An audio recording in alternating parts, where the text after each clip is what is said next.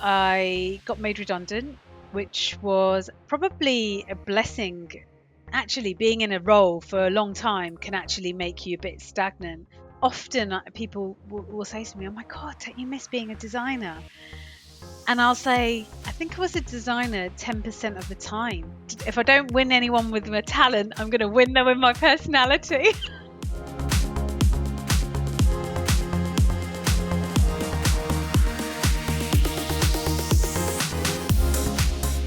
Today's guest, born in London to immigrant parents from Kenya, where hard work was a family value. Despite not knowing her career path early on, her creativity led her to study knitwear fashion at Nottingham Trent. From internships abroad to groundbreaking roles in wearable tech, Sonal's journey took her across the Midlands and London, working with suppliers in the UK and internationally, as well as well-known brands like Next and Marks and Spencer. After facing redundancy and with a passion for supporting young talent to succeed, she turned to teaching and mentoring. Now overseeing an award-winning programme at University of Westminster that supports the university's students and graduates to connect with industry professionals and give back to the next generation. So stay tuned to hear Sonal's inspiring story of passion, perseverance, and paying it forward. So yeah, tell us a little bit about yourself and what it is that you currently do. So my name's Sonal Sohal. I come from an Indian background, and I was born and raised here. And my creative background, I would say, is from a knitwear fashion design journey. And I had an amazing career, like nearly 23 to 24 years within that career, starting from a junior position, getting right to the top of senior designer. And then, like you said, I got made redundant, which was probably a blessing now when I look back at it, because it gave me the ability to try something new. I think when you're in these careers where you're there for a long time, you've worked really hard to get into it, there's this sort of thing of like, oh, I don't want to leave it. I've done so much to get here. Um, and I think sometimes we have to look at taking risks, because actually you don't know what you've what you've achieved in that 20 odd years outside of that capacity. So I can remember all the times when I was like a knitwear designer, leading a massive area. I mean, I used to lead an area which was worth 95 million at one point, um, in terms of sales, etc. So it was a big responsibility. So when it was time to go, I saw it as a positive. Um, but I do remember times thinking whilst in it that what am I going to do? Like, I can't Mm. see myself outside of being a knitwear designer. I don't know what I'm going to do. How when I'm like 50, 60, what, can I see myself doing this?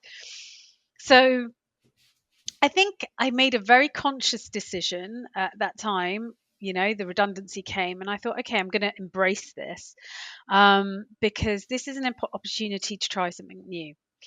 I then took a year out. It was amazing, and really fell back into being creative again, because, like many of the people you've interviewed, I'm sure, the creativity becomes a job, Mm. and it's about earning money and paying bills like we all do.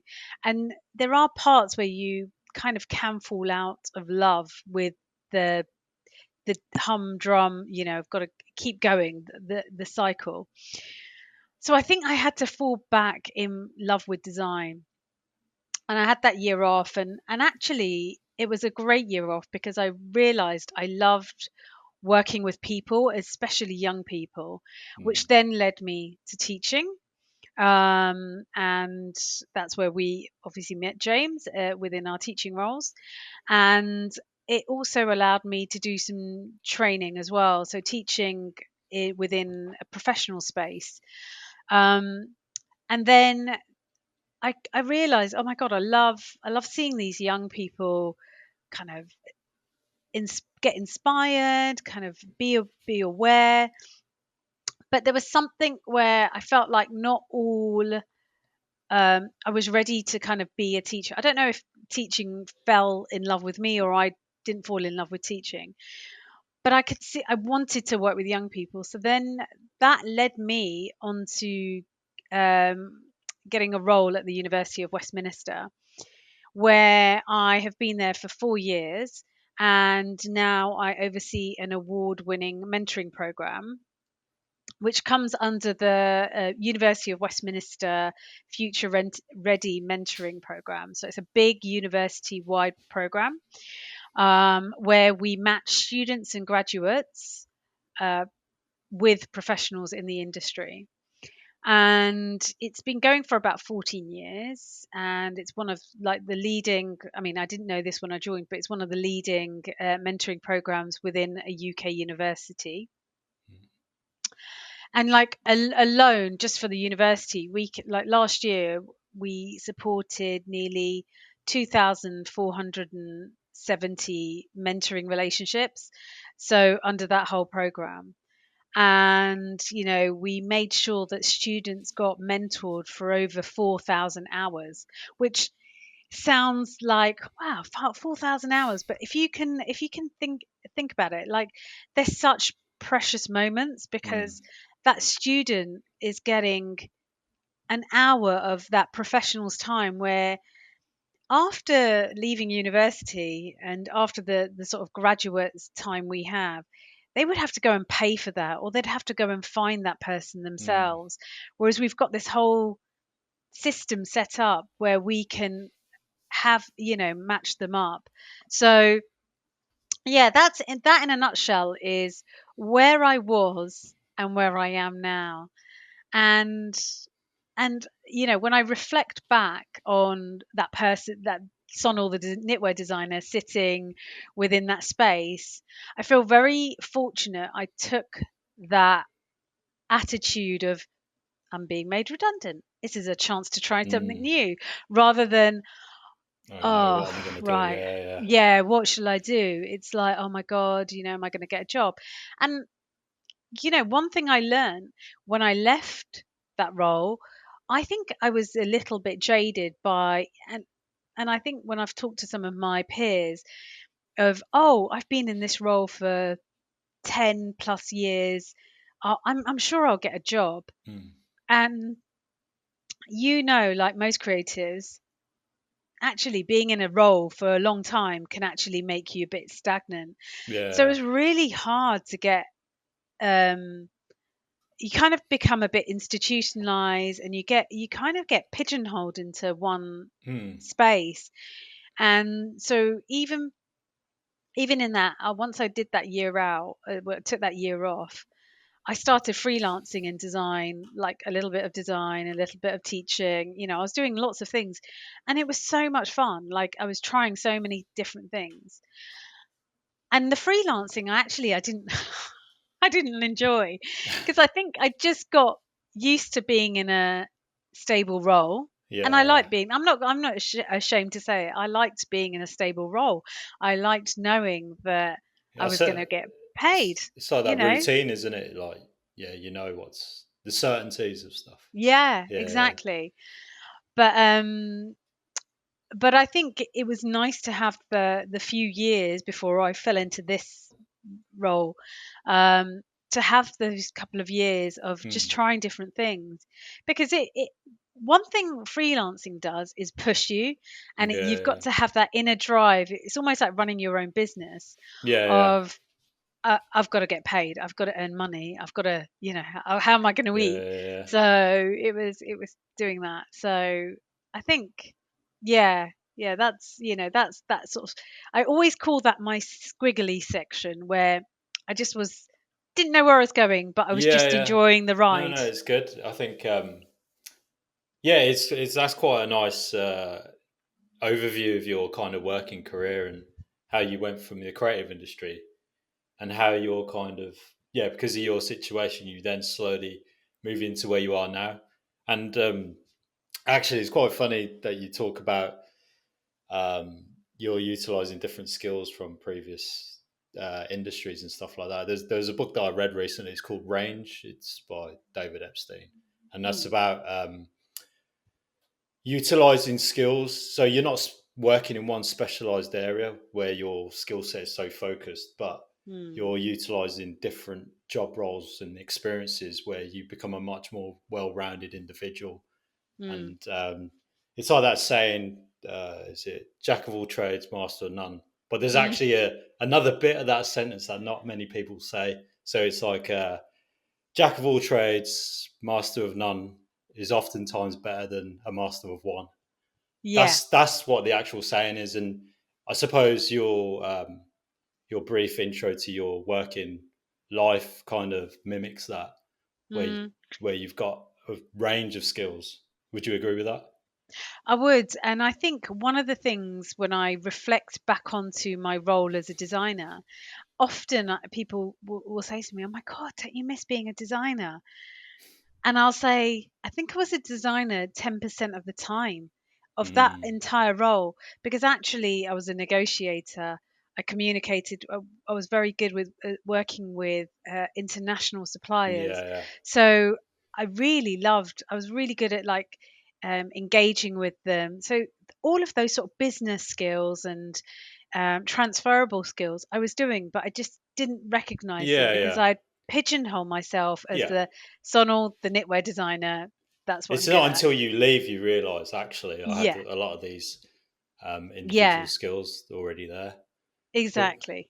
but no, I'd say that's actually really good, well-rounded intro to you. Like whenever I've asked previous guests, it's pretty much a couple of sentences. But I think sounds like we don't even need to do the interview now. But no, it's fine. The interviews are predominantly about working class and people from lower socioeconomic backgrounds. And I always ask how you would define working class. So yeah, for you, what would you say is the definition of that? For me, working class, I think it has a meaning of rising from a space where you have broken barriers.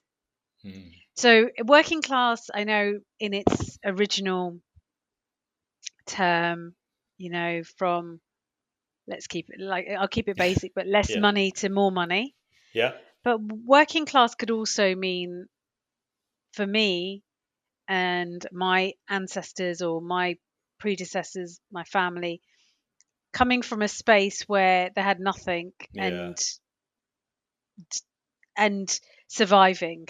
So, I mean, when my family came here to from East Africa in sort of the mid 70s, actually some came early 70s and some came late 70s. They had to come here with what they could, yeah. and I know this because I've recently written a book on my family, Hmm. on my dad's side of the family, and written the history of their family and how they've come from India, and my grandfather came from India to Africa, and how they've all settled here. So I know from that they whilst they all had different journeys, it was pretty much like take what you can. It wasn't a Yeah, big like exodus, but I mean, for some it was, yeah, but for the majority, it was like a couple of suitcases. We're getting on the sort of we're getting on a plane, but they couldn't take their beds, or they couldn't have a yeah. courier service delivering it It's basically afterwards. it's like starting again kind of thing. Yeah, starting Yeah, again, taking what they felt was important for them. yeah, I know when my grandfather went from India to Mombasa in like the sort of in the 1930s, mm, he didn't have a lot. yeah, He started from humble beginnings. It was him and his younger brother, left his parents at home in India, didn't have anyone apart from an uncle they knew. So they started from scratch. And even then, by the time the family, they'd had my grandmother and grandfather to have their children, luckily for my grandfather, my grandmother came from quite an affluent family. So, and they had been in Africa a long time. So, like, he was able to kind of they helped him build a business, etc. So by the time they left, they were comfortable, I would say. But then Yeah. it was like they'd gone from comfort to nothing in this country. So it's like It's just a starting role all over reversal. again. Yeah. Yeah. And I think with working class, you have to have resilience. Yeah. Resilience is a big thing. Having to come here, and like a lot of families from Indian, East Africans, it's this thing of there is no choice. We have not we cannot go back. This is our home now. So we have to do well. And I think that is inherent in me, to do well. And by the time I went to uni, I would say we were comfortable. Yeah. I wouldn't say we weren't rich, Mm. I wasn't getting dropped off by a chauffeur or anything, Yeah. had to walk to school. But we were comfortable, Yeah. and my parents could afford to send me to university, etc. It was, you know the mid 90s, so it was a good time then. Yeah. um and I think whilst I haven't had to struggle, I still had that ethic of I have to work during uni. I had to have a part-time job. I had to, make sure I paid for certain things. So I think whilst working class, it's changed over time. Yeah. But it is breaking barriers for me. So, like, for me, there was no one in my family that had gone into a creative field, Yeah. um, like design. I had one cousin on my mum's side of family who's gone into graphic design, and but apart from that, we're pretty similar in age. So there's no one else, and it was like I knew no one in fashion Mm. retail at all, no one at all. So I think it was hard in the beginning. It was hard. Originally, you never envisaged going into knitwear, did you? Like growing up, it was never really a thing. Could you tell us a little bit about that journey? And like you said, it was Mm, hard for you starting out getting into industry. So yeah, what kind of made you? Oh, actually, I want to go that route, and then doing the studying. How did you end up getting into your first role?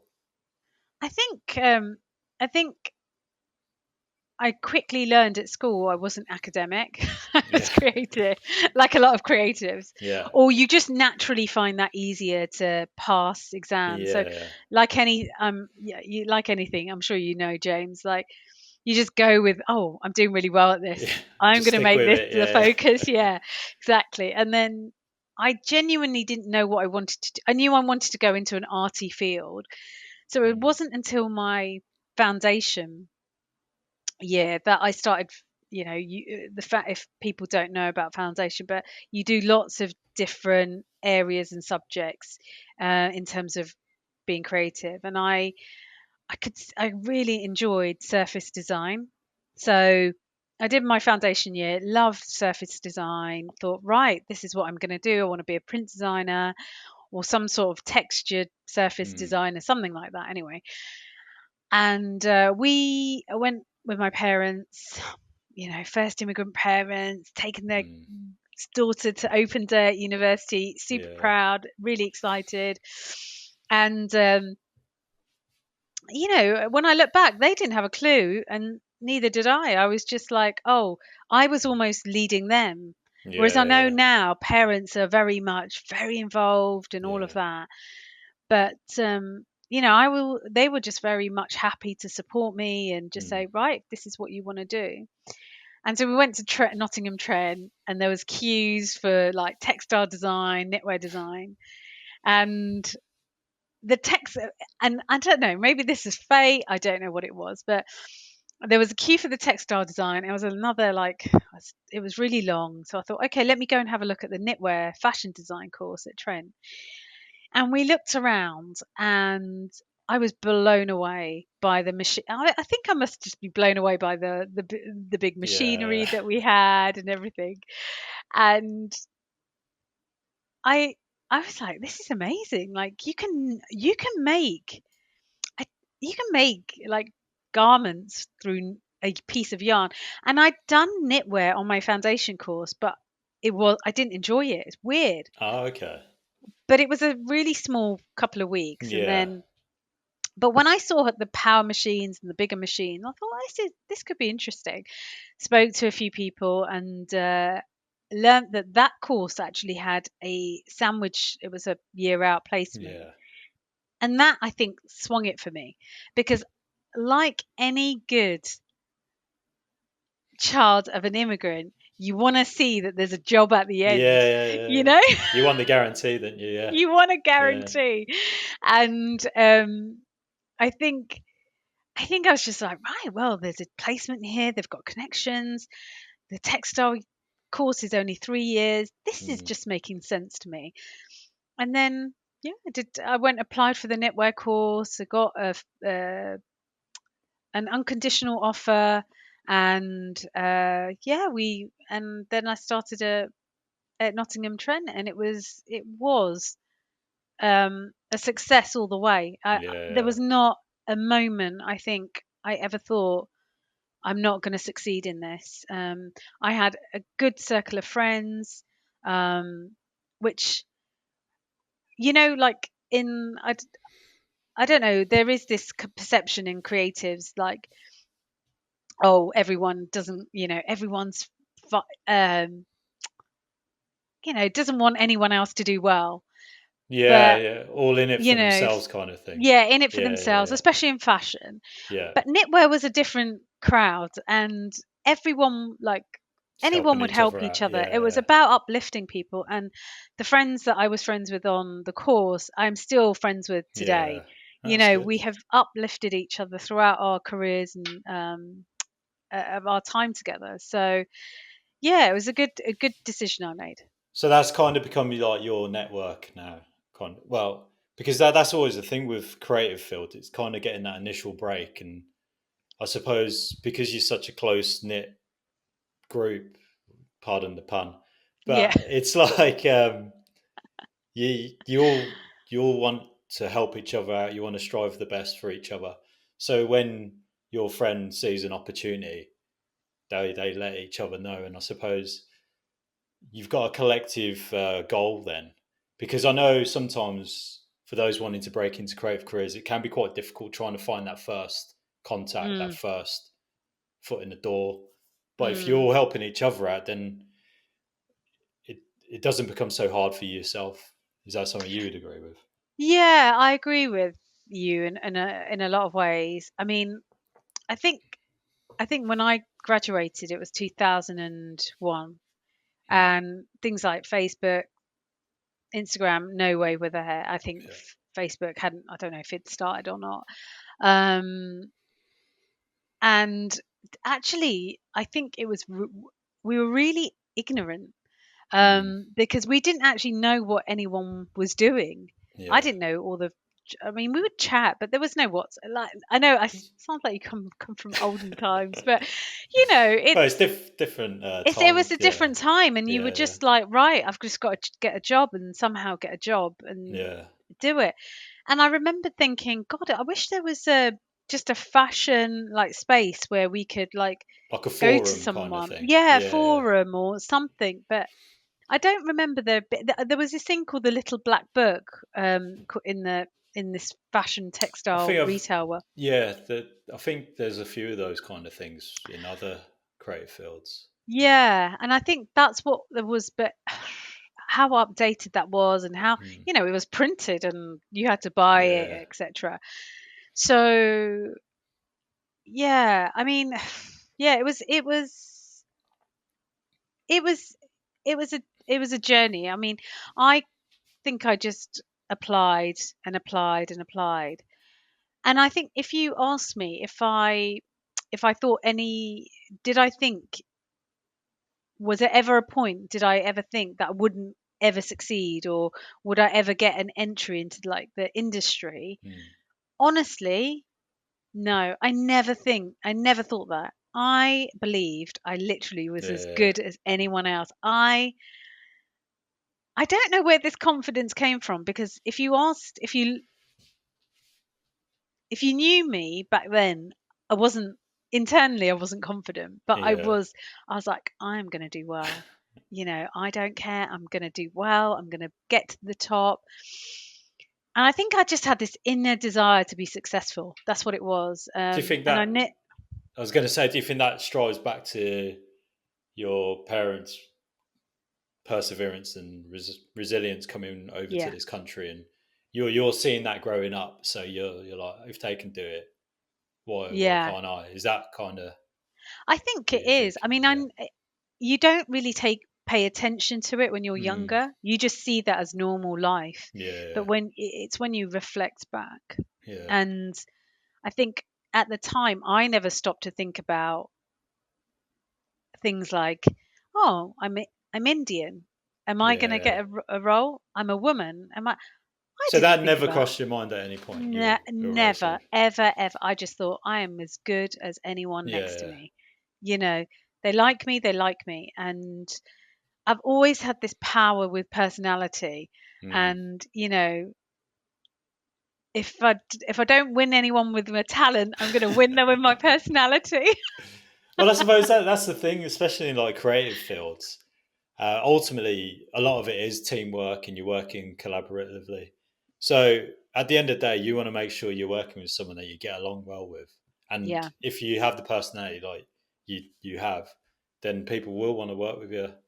Yeah. And yeah, so I think a lot of the times, because that's always the thing, isn't it? It's like learning the skills, doing the day to day. You can learn that, but it's Mm, you as an individual and your skills in terms of your personality.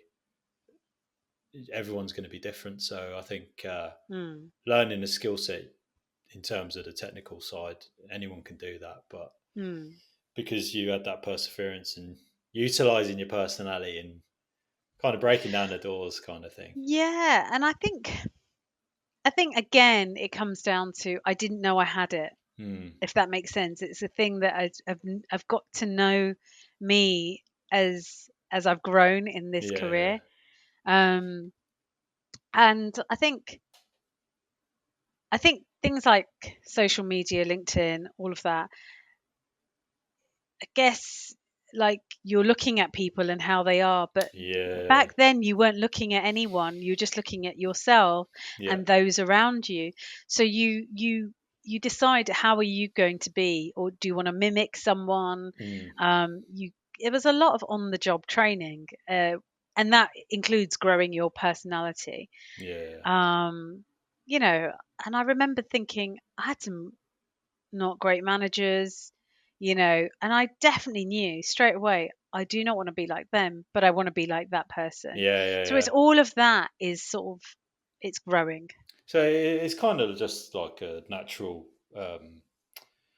progression of life, really, isn't it? It's Mm, life experience, and yeah, your day to day, and you are seeing mm, the good and bad elements of work, and like you said, mm, you pick the good parts and ignore the bad stuff, and then mm, you take that on board and utilize it for yourself.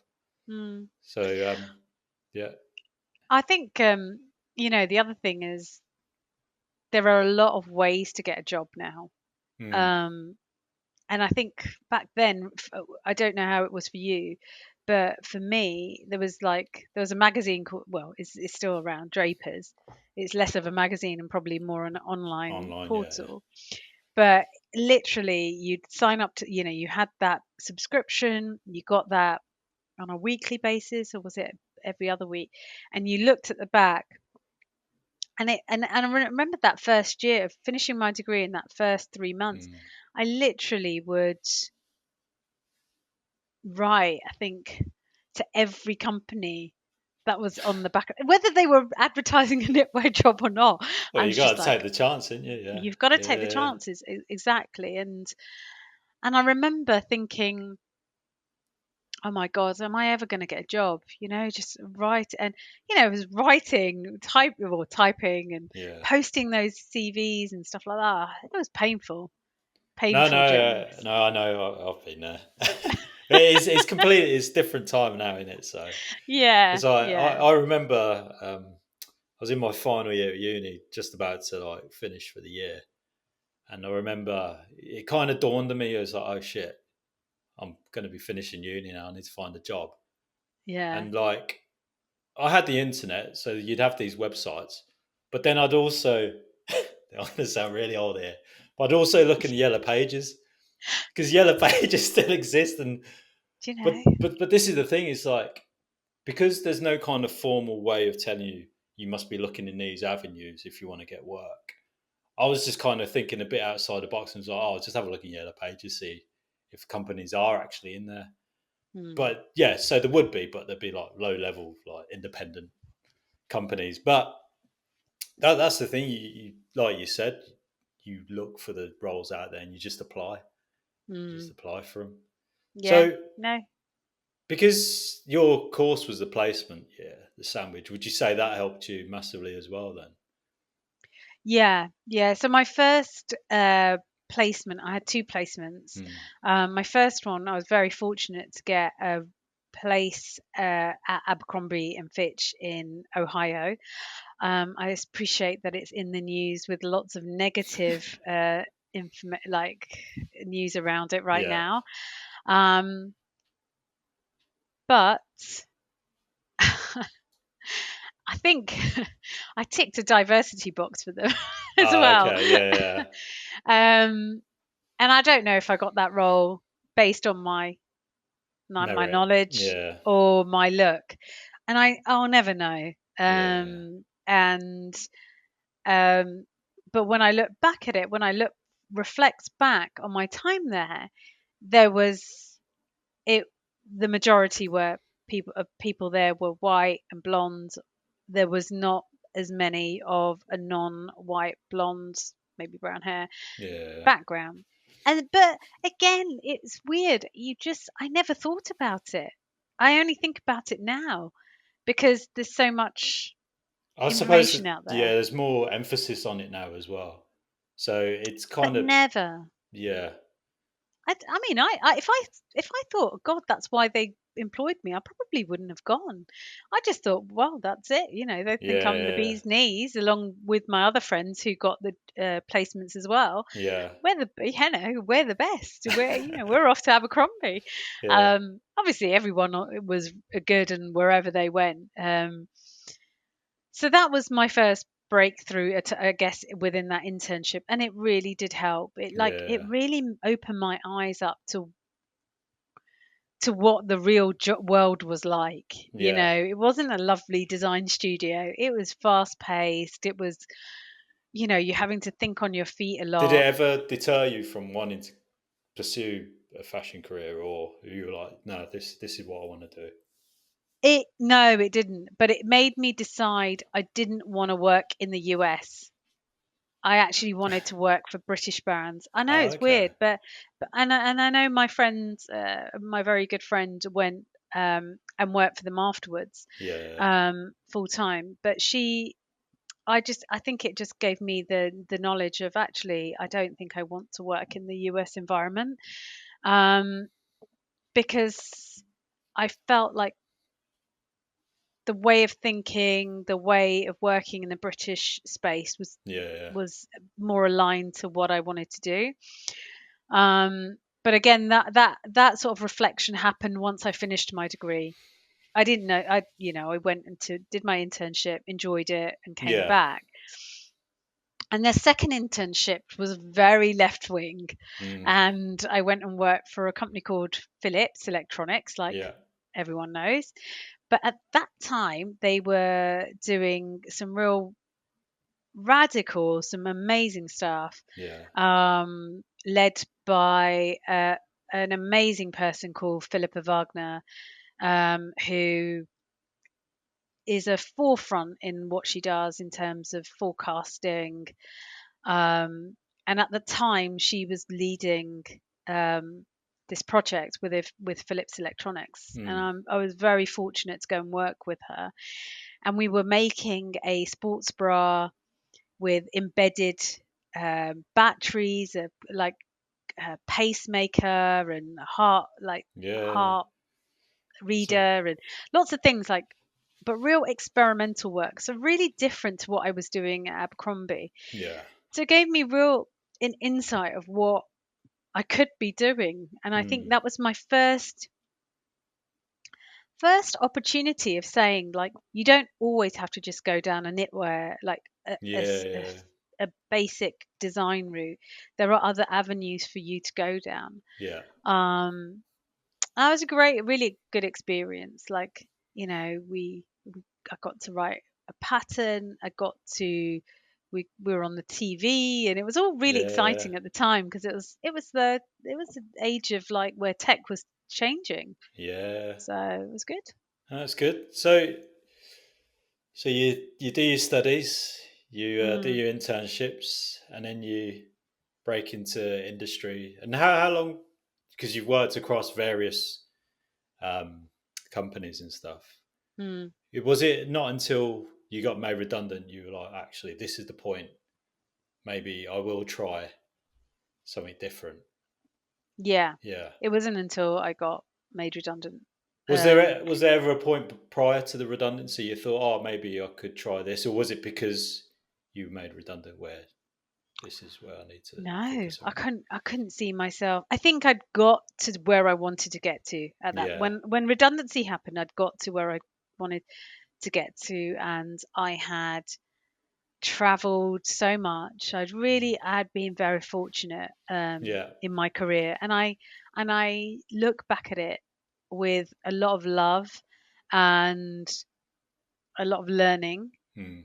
But um, I felt I was ready to leave. And I Yeah. think you have to leave at the peak, otherwise you become a bit jaded by the industry. Yeah. You can, like, learn to hate it. So I think I left when I was happy to leave, Yeah. or when I got made redundant. And I think it's at that point I thought, oh, okay, okay, I've got to try. I can try something new, and Yeah. you know, no, there's nothing stopping me. And but I think it was good I had that year off, Yeah. where I did things like children's illustration. I Mm. learned I learned lots of different skills. Um, So it was kind and of I a got year just kind of finding yourself again and Yeah, just taking a step back from just doing design work full time. yeah, Yeah. yeah.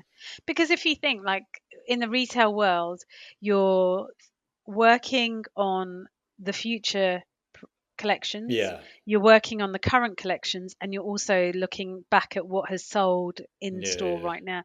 So you're never ever in one space. You're Yeah. always there back, and it's so fast moving. Yeah.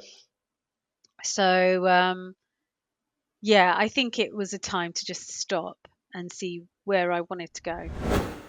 Was there elements of your kind of like creative industry career that kind of really helped you in the teaching? Was there elements where you're able to kind of take on board? For instance, you talked about there was no real direction when you were looking for work. You were able to then relay that information to people you were teaching. Mm, I I think this is something which I when I went into teaching, I really I'd already experienced that raising um, young designers, I guess you would say, because we had loads of graduates that would come, start on the start within the team, Yeah. and there was lots of design, work experience people, Mm. work experience students, and they'd come in and they were like, "Oh my god, is this the real like this is the real world? I'm not sure if this is what I want to do." You could Yeah. see, like, sometimes it was like, So a rabbit in the headlights kind of yeah, moment. rabbit Yeah. rabbit in headlights. And I think I'd got that experience of nurturing people as they were evolving in their Yeah. career. Yeah. that thing of like, stick with it, don't give up. Yeah. I know it's tough, but let's talk about it. And I was very fortunate to work in a very supportive team Yeah. within that fashion retail um, area, Yeah. because for some reason I feel very blessed that everyone on my team, not my team but as a team, Yeah. senior designers, we all supported each other. So then that ethos and values went down to the assistant designers, Yeah. And that it just then kind went of down trickled to down. trickled down, that sort of Yeah. positive, because it can be toxic. I mean, No, right no, I now know. Yeah. I'm painting a very lovely picture, but there are toxic companies out there, Yeah. Yeah. and we've heard a lot about them within the news. But again, I was very fortunate, and I think when I left retail, well, fashion retail, when I went into teaching, I made it a real good point of like telling a lot of the students, like, okay, well, you've got to build resilience. You not only just got to be a good designer, Hmm. you've got to be a good communicator, you've got to be a good negotiator, and think about, if you want to set up your own business, well, actually, you need to know about business more than being design. Design is Yeah. that comes natural to you. Yeah. Actually, you've got to be a good accountant and all Yeah. of these things. So I think all of that has really helped that teaching role, and then going and forward as where I am today. Yeah. So, yeah, because you're now working as senior mentor officer, do you see individuals that kind of mimic your early years, or do you see individuals that do come from working class background and they struggle to actually know exactly what route they want to take and which direction Mm, they want to go? Is that something that you tend to yeah, see? yeah. I see a lot of students who doing. Everyone gets um, sort of dazzled by the word fashion. Mm, Fashion is just such a dazzling. It's such a powerful word, and I think the thing is, what people forget is fashion is also a business. And yeah. that is one thing that you have to remember. It doesn't matter whether you work for M&S or Armani or Gucci, everyone is there to make money. Yeah. And you have to grow.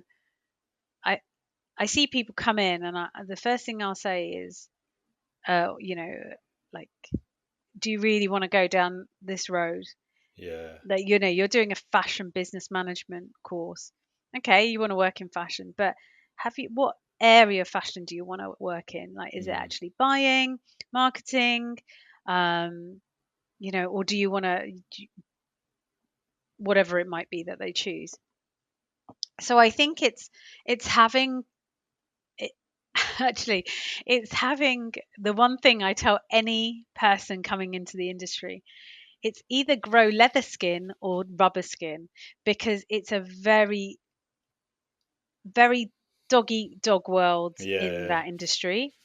It can be toxic. People will walk over you if they want to, Mm, and people will criticize you or and your work, but yeah. you've got to let it go. Don't let it stick on you, because Mm, once you let it stick, it will bring you down. So there's a lot of sort of advice I give like that to yeah. young people coming through. I think looking back,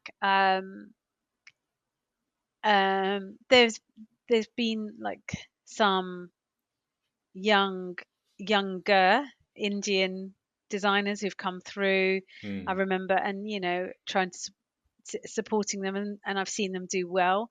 yeah. But I think like I said, it's the world has changed, and everyone can Yeah. do anything. And there's so many amazing, um, aspirational, young professionals out there who are Yeah. doing everything. And I think people can see it. Whereas before, when I was coming up, there wasn't Mm, enough. Um, but you know what? My ethos will never change, is be kind on the way up, Yeah. and be kind on the way to any way. Always be kind downwards and be kind on the way up, because it doesn't matter. You don't know when you're going to need anyone. Yeah, yeah, yeah. Because you are doing the mentoring role now, and you've kind of veered away because it's not just creative industries that you now cater for when it comes to Hmm. mentoring. You're kind of going across the board. Do you find that you miss speaking to those from that want to go into creative industries, or or does it not matter anymore? No, it doesn't matter anymore. I think I genuinely believe that I get that aspect anyway, Mm, because the University of Westminster runs creative courses. yeah, So I get that aspect, and I get to speak to some amazing people, whether they're mentors or mentees. But I find it really interesting. I've had a chance to meet different people from all walks of life, like yeah, within law. I've had the fortunate opportunity to go to business networking meetings, where I get to meet again some very successful people, yeah, um, and different aspects of business as well. Like I got to go to the London Chamber of Commerce mm, Asian business networking event, and I met some amazing people there. That yeah, had I not left that industry, I would never have yeah, got yeah, that opportunity. And I speak to lots of different people, lots of mentees from sports nutrition, biomedical, architectural mm, degrees, and I'll tell you that this imposter syndrome is the same for everyone. It yeah, doesn't matter where you come from or what background you're studying. mm, Everyone has that same, like, oh, how can I do well in this space? yeah, yeah, And yeah, so no, I don't really miss it. And I'm very fortunate that I'm still connected to all my colleagues, my peers, my yeah, friends, um, people I used to work with, who I would always see as my friends now. yeah, We spent a lot of time together, and I think you'll never lose what you went through. yeah. You mentioned speaking to all the different individuals that there is this level of imposter syndrome across the board. Would you Mm. say there's anything else from dealing with a breadth of individuals that there is a common thread along? Um, I think with students today or graduates today, I think there's this. I think they are incredibly confident. I mean, Mm, I'm sometimes in awe of them, yeah, of how confident they are. And but I sometimes worry that they may be let down by that confidence of, like, it then the brought reality of the real world. yeah, and also does it border alongside like arrogance as opposed to, or It's a would you not hard agree? one, isn't it? Yeah, Because I wouldn't want to say, because it's so many students I meet say, well, I'm going to run my own business. I'm going to run yeah, my own business. Now, if you'd met me back in when I graduated, and a lot of my peers, we would never have said that. I was like, yeah, I'm going to go for a job that pays my holidays and, yeah, sick pay and all of that. And so many of them, and I think, I'm in awe of them, yeah, that they're just that confident in saying, I'm going to run my own business. And I think the other thing is, one thing that, whilst they have imposter syndrome, like things like imposter syndrome can appear, mm, I always say to them, everyone has imposter syndrome at some point, even yeah, those who are experienced. Because what's happening is, and what I've seen is, they've been in that role for a long time, or they've been in that industry for a long time. So what happens is, in a lot of industries, and I would say a lot of industries, mm, is that people just get used to doing things the way they do it. yeah, yeah, they get into that thing of the comfort zone. Yeah. And what mentoring does is helps both mentor and mentee learn from each other. So Yeah. a mentor actually can see, oh wow, okay, this is how they're doing it now at university. Yeah. They don't It's see. the development on both sides. Yeah. Yeah. People always see mentoring as one way, but we never see it as one way. We see it as both ways, Yeah. because you can get so much from your mentee. Okay. No, that's a really good point, actually. I think, yeah, I think the value in, especially for a mentee looking to start out, there's going to be Mm, massive value for them learning from those in industry. And then for the mentor, speaking to that mentee, I suppose they can learn a lot from, oh, mm, so this is what they're doing. Maybe I should take this on board with my day to day work. And yeah, it's mm, the development on both sides. So mm. I think it's a Yeah. very positive thing. Was there any like tidbits, words of advice, wisdom that any last points that you wanted to make? Um, I think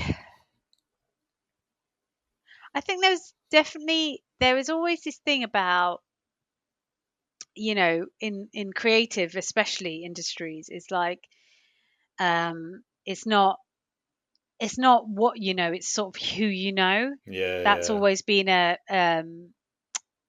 always a been a big thing. thing I think that, it's yeah. always been a thing, isn't it, in creative Yeah, industries? Like, oh, they know them, so they'll get into a job yeah. easily.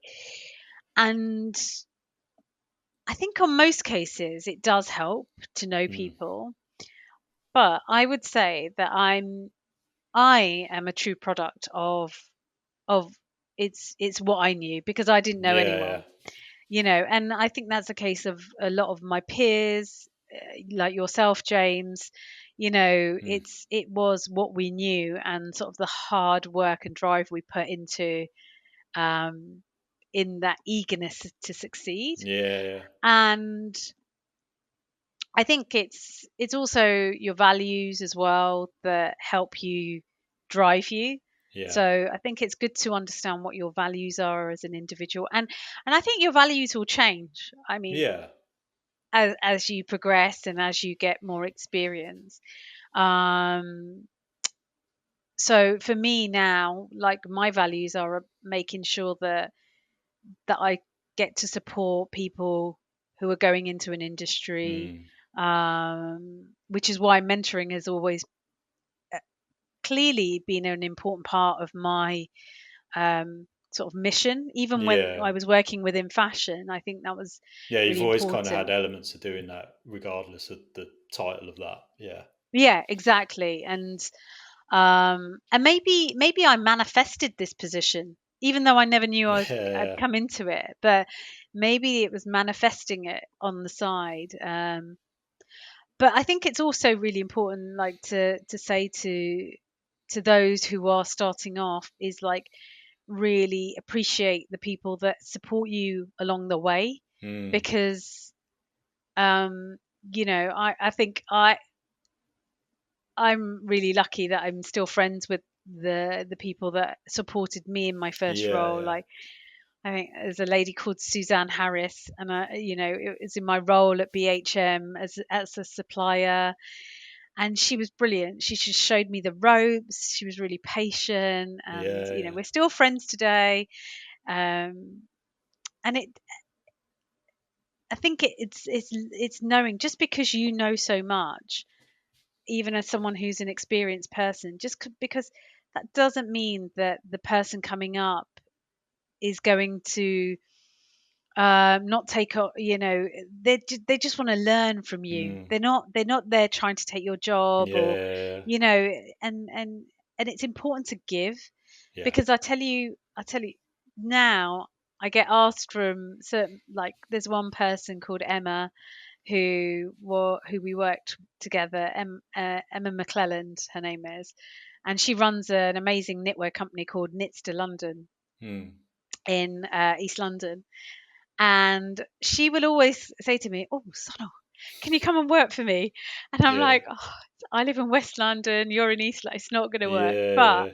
it's the fact that, you know, I was so behind her success from the Yeah. beginning and she's never forgotten that. But Yeah. I'm still always behind her success even now. And I think Yeah. that's it, isn't it? It's be there for the people coming up, then Hmm. they will always be there for you. Yeah. No, that's really nice point to end with that. Yeah, I think especially in creative industries, I think there's always certain individuals that always make a mark that you've Yeah. worked with, and yeah, you never forget those individuals where it just makes one of your days easier to work. Oh, yeah. You never forget that, and I think that's across a lot of creative industries. Like you said, very cutthroat. It can be toxic. It can be hard, long days, but there's always someone around. Like if they make your day a lot easier, bearable, yeah, you never forget those individuals. So But yeah, you also never forget the ones that make your life difficult, and yeah, you yeah, yeah. On try the not flip to, side, yeah, and try yeah, not to be like those people yeah, and learn from that, I would say. Because, yeah, yeah, I've had times where I, I was really hated it, like there was yeah, points because the person who was managing me wasn't so great. yeah, And then, then you think, okay, I don't want to be like that person. But that's yeah, okay. You know, that's them, that's me, and then yeah. you just move on. You move No, on. So, yeah. no, that's good. That's really nice way to end the interview. I think. Is there any like socials or anything that people could reach out to you? Are you on LinkedIn? Anything like that? Yeah, I am on LinkedIn, so they can find me under my name, Sonal Sohal. Cool. Yeah, I can Um, put the link yeah. in Oh, description yeah. and stuff like that. Yeah, So I'm on LinkedIn. I'm on other, but they're private accounts. So, yeah. but my working account is my LinkedIn account. Okay. So, Cool. yeah, people Y- can connect with me through there. Cool. Yeah. Thanks again for that, Chase. So really insightful and really positive. Is no, it's really good, and I think hopefully people watching this will gain a lot from that. So yeah, thank you. No, thank you. Thanks for having me, James. Thanks for tuning in to this episode of Initial Step.